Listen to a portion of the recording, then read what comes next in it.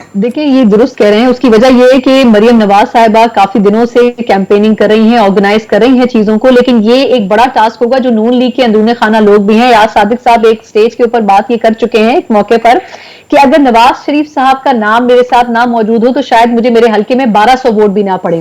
तो बहुत से ऐसे हल्के और बहुत से ऐसे लोग हैं, लीडरान हैं, जो इस एक्सेप्ट करते हैं कि अगर उनके नाम से नून लीग हट जाए तो इटसेल्फ वो खुद कुछ नहीं रहेंगे।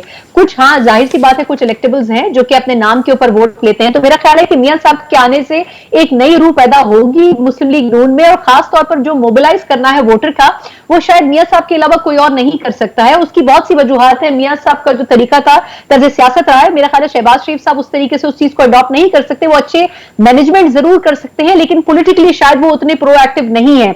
और ये चीजें हमने बहुत सी प्लेटफॉर्म्स पर देखी भी हैं। लेकिन मरियम साहबा के हवाले से एक चीज मैं जरूर कहना चाहूंगी कि मरियम साहबा का एक पीछे एक हिस्ट्री रही है कि वो जहां जहां पर उनको इलेक्शन कैंपेन्स में उतारा गया, कई जगहों के ऊपर, वहां पर मुस्लिम लीग नून नाकाम हुई। तो मेरा ख्याल है मरियम साहबा भी इस मर्तबा एक बड़ा चैलेंज लेके उतरेंगी कि जहां जहां पर वो इलेक्शन कैंपेन्स करती है वहां जलसों में बहुत बड़ी तादाद में लोग होते हैं, लेकिन उन तमाम लोगों को वोट डालने के लिए लाना, वो भी एक बड़ा इंपॉर्टेंट टास्क होगा। मेरा ख्याल है कि शहबाज शरीफ साहब हमें वहां पर इतने यकीनन नजर सना, नहीं क्योंकि आएंगे।